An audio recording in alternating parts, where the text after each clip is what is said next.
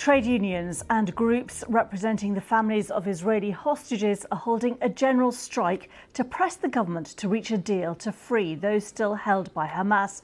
It's already been inflicting some flights on Ben Gurion Airport in Tel Aviv, and businesses, schools and other forms of transport have also been hit. Well, the stoppage is a day after the Israeli army said it had recovered the bodies of 6 hostages who were taken during the attacks of the 7th of October. That led to mass demonstrations in Jerusalem and Tel Aviv on Sunday, with the organisers calling on the Prime Minister Benjamin Netanyahu to negotiate a deal with Hamas to bring home the estimated 100 remaining hostages. Sunday's protests were largely peaceful, but some crowds broke through police lines, blocking a major highway in Tel Aviv. Well, our correspondent John Donnison is following the story. After the biggest protests in Israel since the start of the war in Gaza, with hundreds of thousands of people demonstrating across the country, today a general strike. So thousands of businesses are going to be closed, some schools, universities, government ministries, banks, some bus networks.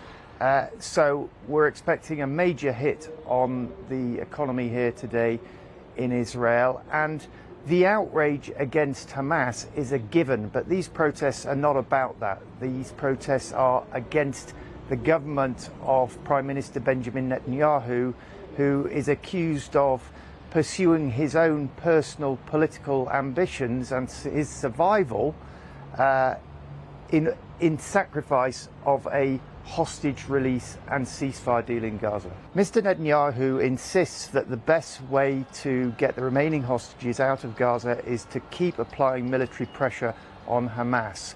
However, many people in Israel don't feel that way, including some of the hostage families. They have accused Mr. Netanyahu of having the blood of their loved ones on his hands. There were chants of murderer at last night's protest.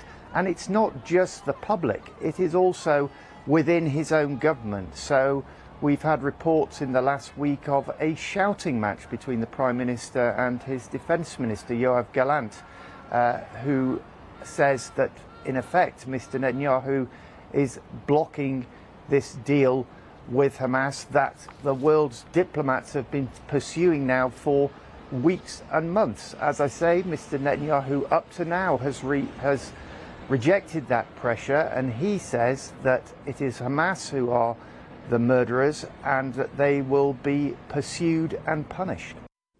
John Donnison, there, our correspondent. Let's speak to the former Conservative MP, Alistair Burt, who also served as Minister of State for the Middle East. Thank you very much for being with us.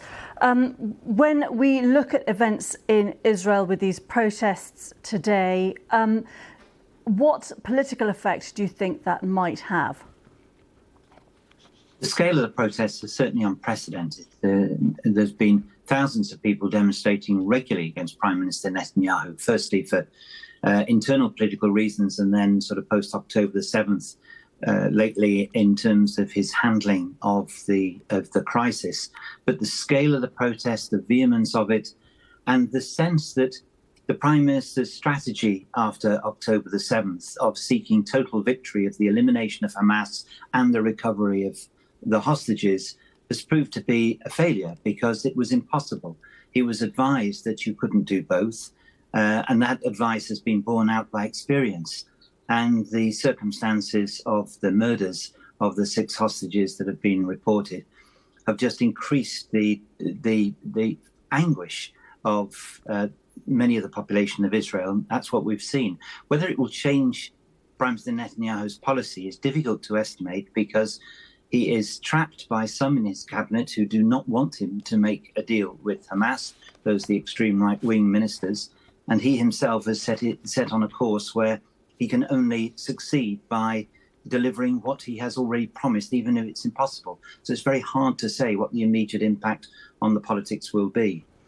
And, even if he was to be swayed by these protests, when activists say that they want a Hamas hostage deal, have they spelled out exactly what they're prepared to concede for that?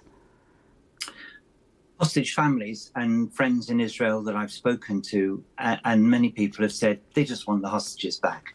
The terms of the deal are of less consequence at present than physically returning those hostages that are still alive, and sadly the remains of those who are not.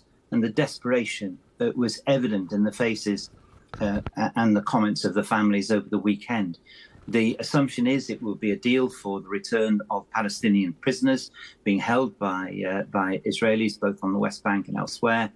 But the actual terms of the deal seem to matter less to people protesting than just the desperation to get the hostages back. And they feel strongly that the priority that should be allocated to getting the hostages back has not been the priority of Prime Minister Netanyahu and the government, hence the vehemence of the demonstrations and the anger of Defence Minister Yoav Gallant at the way in which the coalition is handling the crisis at present. And it's obvious as to why sort of family and friends of the hostages will absolutely prioritise that. But the government also has to balance the future security of Israel as it sees it.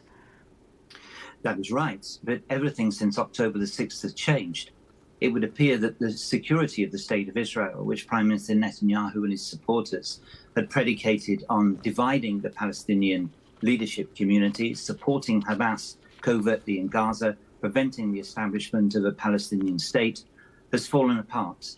And the anger in Israel is directed at the failure of that overall political security policy, as well as the atrocity that took place on October the 7th, for which Hamas bears complete responsibility. So the wider security of Israel is indeed in question now, and that calls for a different political solution, which will require Israel to think of an overall settlement, which will involve the West Bank, East Jerusalem, as well as Gaza, and it will require the abandonment of those who believe that the extinction of the state of Israel is still possible. So a lot of political change is necessary in order to secure the peace and security of Israel, to which it is entitled, as well as the self-determination of the Palestinian people and justice for them. It is not impossible, and negotiations have always faltered when they've got very difficult. But if there was ever a time to press the case, it's now. Alistair Burt, thank you very much indeed for being with us.